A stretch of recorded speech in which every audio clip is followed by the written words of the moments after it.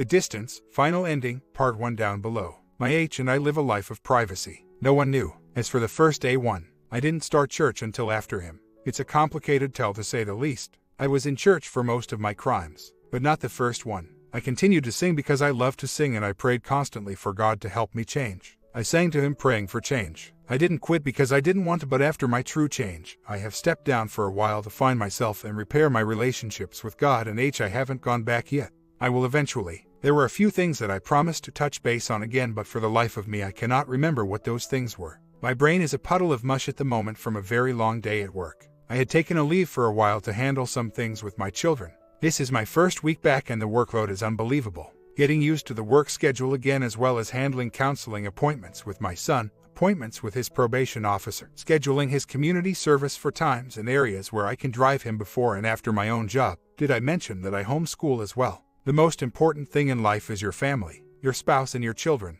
I read a post earlier that made a statement that in 10 years from now, no one will even know who you are at your job if you left today, or something like that. Well, I know that in 10 years the people at my job would know because they are friends. Am I replaceable? Absolutely. Do I love and need my job? Of course. My children are most important, however. So, juggling the things I have, I am surprised I have managed to pop in here as much as I have. So, finishing my education story, I took 2 years of technical college for computer programming. After that, I took 2 additional years of online college before it was extremely popular the way it is now. I have taken many other classes as well, for one can never stop learning. I am not the brightest star in the sky, nor am I the dimmest. Being a teen mother does not necessarily mean that your life is ruined. I had dreams of joining the services and then perhaps becoming a doctor or a lawyer. I was working on scholarships before I became pregnant at 15. I actually had them in the bag. I realize now that I could not have been a doctor, for I have a very bad aversion to open wounds. Becoming pregnant at 15 was quite an accident, but how can I regret the most beautiful girl alive? If I could change anything about my life, I would not change having my children when I did. Everything happens for a reason. I was bedridden with my pregnancy due to a complication that was hereditary. My mother had it when she was pregnant with me, and we both died for around 3 minutes. I was almost 8 weeks early and taken very quickly by an emergency C-section that they did not even have time to put her to sleep. I did not want to go through that or risk my child. So, I had no choice but to drop out of high school. I moved out of the apartment with my mom because she allowed my brother to come back home. After I had told her what he had done, she asked me if I expected her to choose between her 2 children. I moved out. In moving out, I had no one but my ex-husband to rely on. He was a drug dealer, and during the time I was married to him I had been shot at, left alone in the middle of the night on the side of the road, 8 months pregnant, cheated on, hit, locked in the house with a deadbolt. I climbed out of the window, but whatever. My life has been a roller coaster to say the least, but through everything that I have been through I have emerged the woman I am today. I have made so many mistakes. I am struggling with a decision to go public with my story. My H is encouraging it now because we have been talking for years about my public speaking and evangelizing.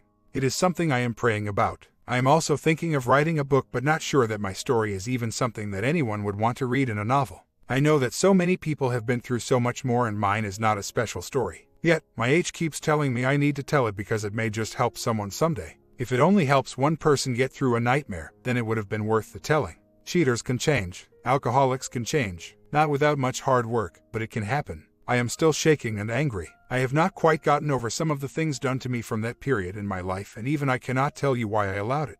We can suffice it to say I knew the person, but I didn't know that about them, and I had absolutely no control over any of it. I revealed more in that one statement than I ever intended to reveal to anyone other than God. I haven't even sought counseling for anything. I have dealt with it on my own. Why would I put those images in his head? I would rather him not want to seek out this person and X them, because I do want my H to be around and not behind bars, and I did consent by going there, and it wasn't until after we had been together a few times that this started happening. So, no, I will never give my H those images. Ever. It's bad enough that he knows about the normal bonding.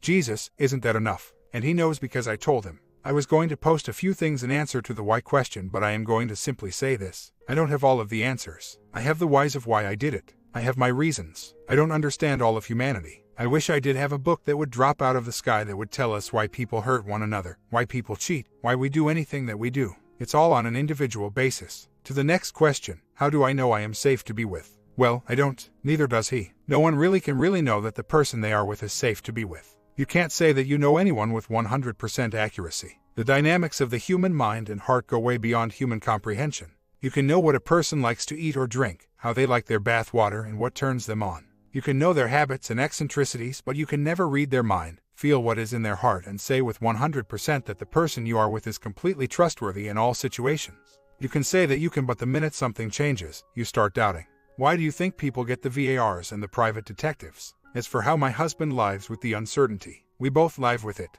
But when you forgive someone, even if you never trust them again, you do not make their life a living hell. If my husband wants to see my phone or my laptop or my email, fine, just ask and I will open it in front of you, but do not disrespect me and dig through my purse, read my diary, and sneak behind my back. That is no way to live. I have never done that to him. It is immature. Anyway, the point is, we have no guarantee, but we choose to trust, because without trust there is no relationship.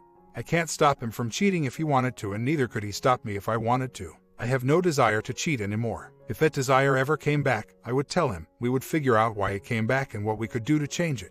Last year, I found out my H was saving over $200 a week without telling me, and that he was spending $40 a week on a pill for your libido, but we weren't sleeping together more than once a month during that time. Of course, I thought about maybe he was cheating. I never once confronted him. His behavior was odd. He was coming home late some days from work and being very moody. He never wanted me to go to the doctor with him. I didn't let it eat me alive. I knew if he was cheating that eventually the truth would come out.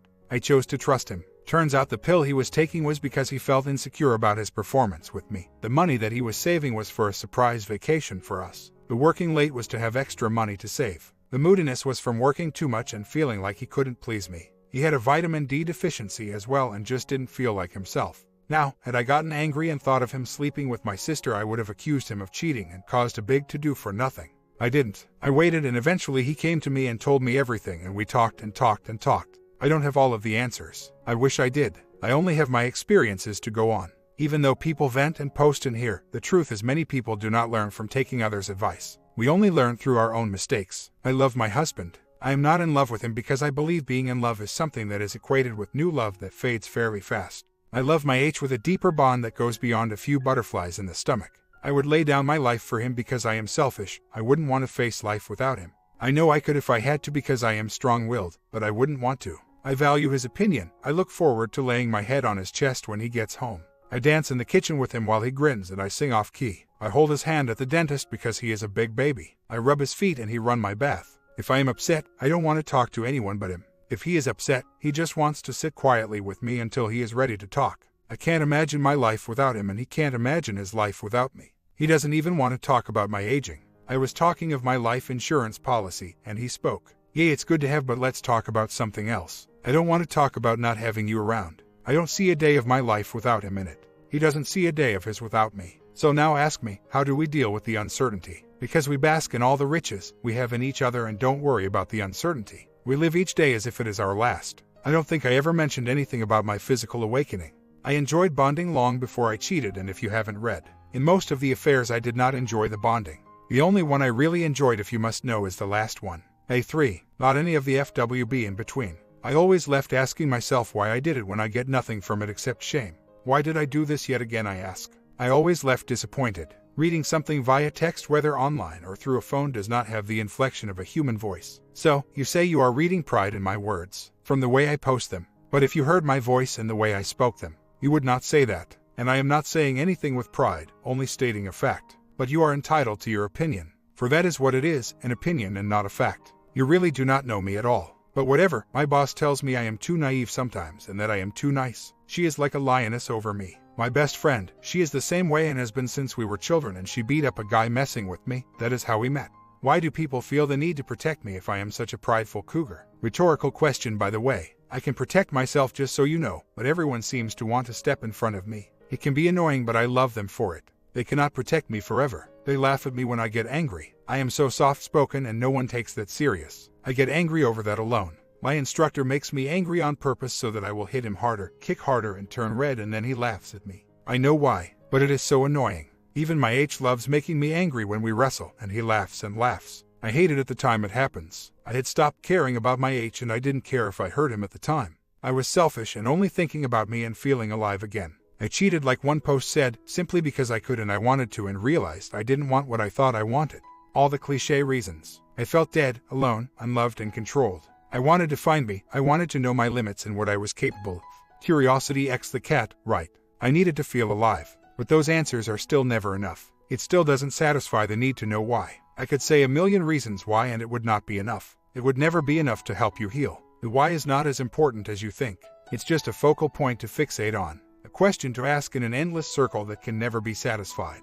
We could debate this forever. What I experienced was not so much an awakening of desires, but more of the reality of an entirely new world. People that I didn't understand, mind games I had never played. I have no pride in it now. Back then I did. When I explain it in here, I state it matter of fact with no emotion.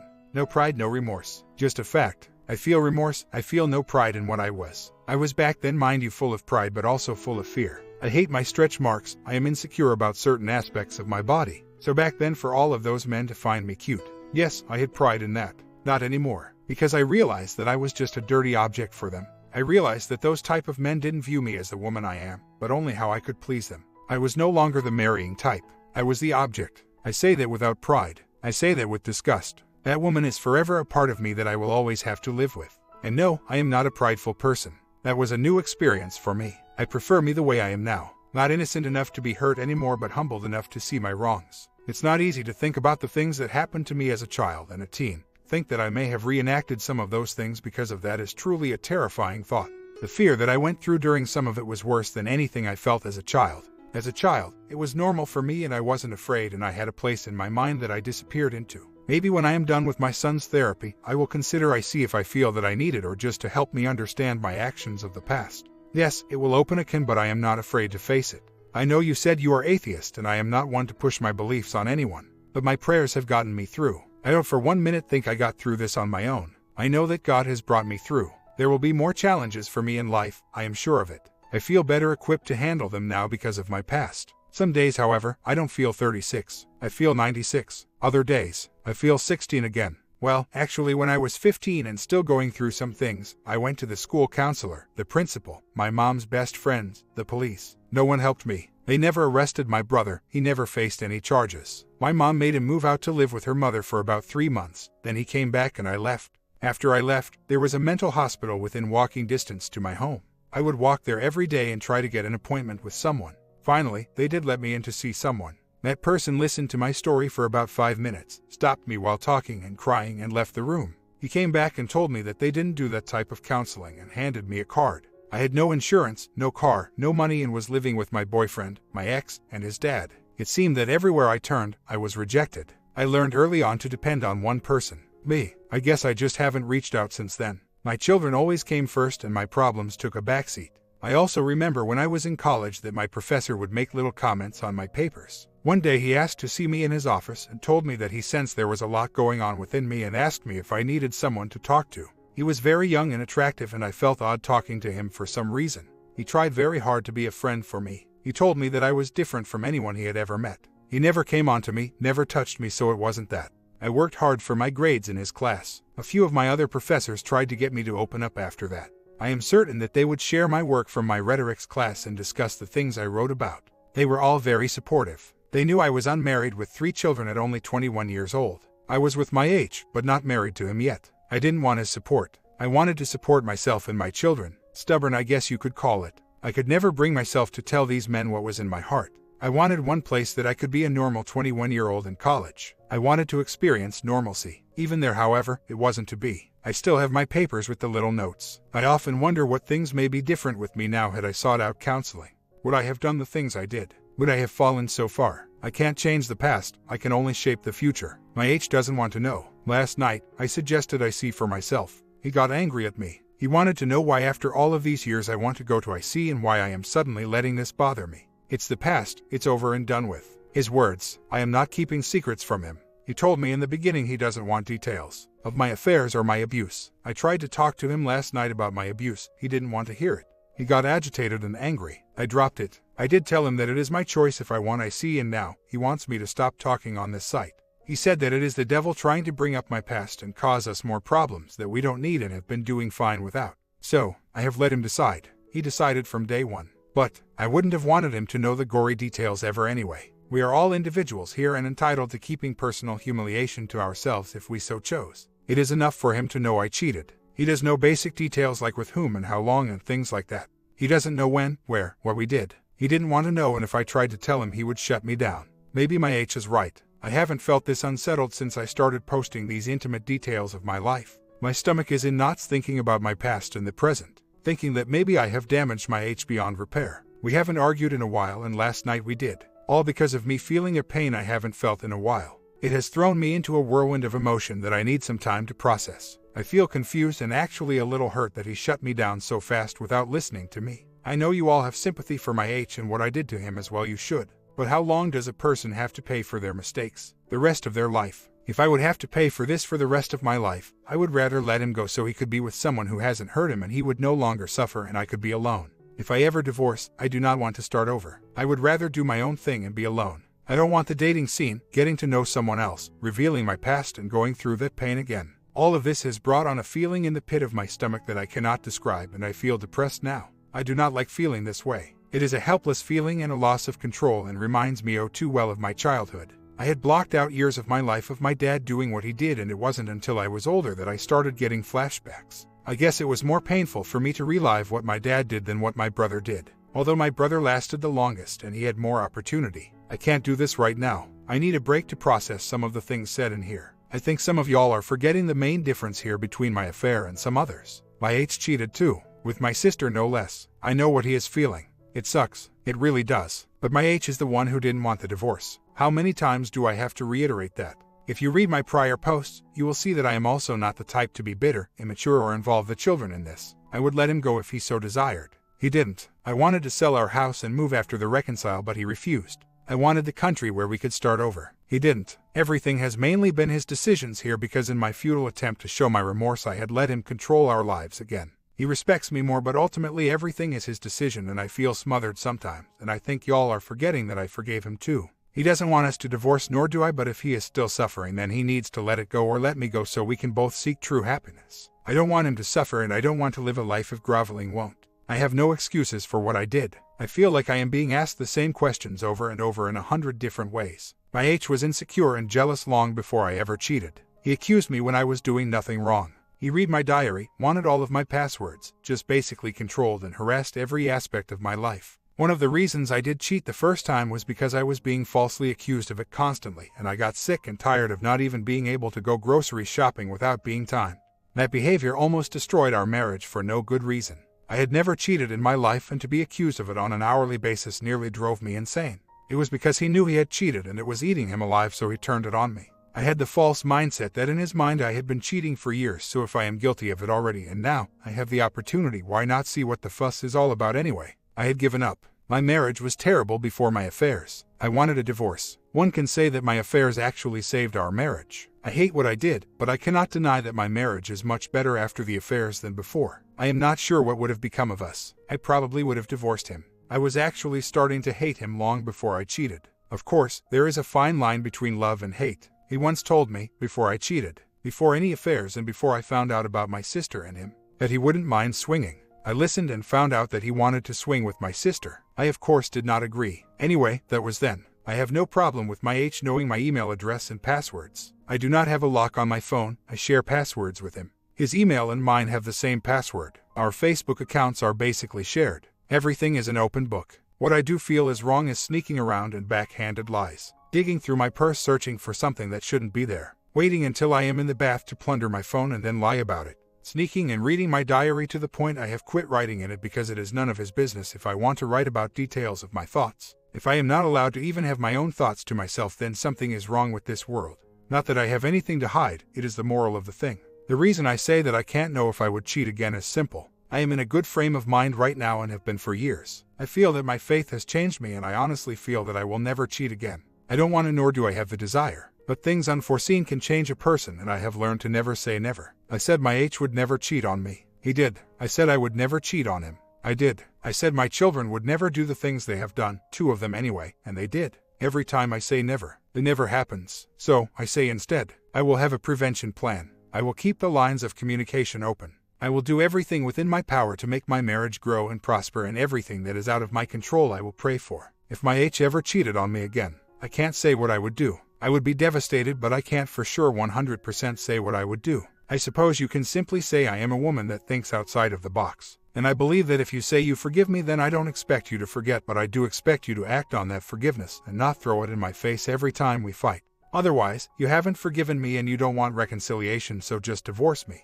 I am matter of fact. You either do or don't. Don't sit the fence for longer than necessary, and don't make a decision and then change your mind. If you want out, fine, leave. If you want to work it out, okay, I am here. Let's talk, let's make love. Let's do what we need to. But make up your mind. I made a mistake. You made a mistake. We either stay together or let it go. Or we divorce and stay angry and bitter forever. I was crying today. My H wouldn't leave me alone until I told him why. So, I told him. People on Tam said I have broken you and that you still think about what I did. I let him read some of the posts. He laughed. He actually laughed. He spoke. When I look at B, other man, I don't even think about what you and he did. It's like it never happened. He told me he doesn't even think about it anymore, and if he does, it is with thankfulness because it saved us. He hates the thought of what we did, but he said, honey, don't listen to those men that are bitter and hurt. They don't have God the way we do and they can't understand our relationship. Now stop crying and know that we have both done wrong and both forgiven each other, and that I love you and never want to be without you. You didn't break me. I am not secretly hurting. I just don't want to hear about things you suffered because it makes me want to go kill your brother and your mother, and that is not what I want to feel. If you want to get IC and you feel you must have it, then of course I will support you. But don't let the past cause us problems that we have already gotten past. Now, how could I stay upset after that? I don't know if he is telling me the truth 100%, but he seemed very sincere. So, I feel that I won't ever cheat. If asked for a 100%, I would say 99%. But just as the best birth control aside from removing the uterus is only 99%. So, there is the small 1% that the zombie apocalypse will occur and I will assume my H is gone and end up being with the man that saved my life, only to find that my H is alive. I think you get my raunchy sense of humor. I just don't think there are any guarantees in life at all. The only guarantee that I have is that I will leave one day when God chooses to bring me home. Most people don't understand my way of thinking. My comment: if you are both cheaters, then you deserve each other. Some people can handle it, others can't. Tell me what you think about this ending. Remember your loves on during these holiday times, and I will catch you in the next marriage lesson.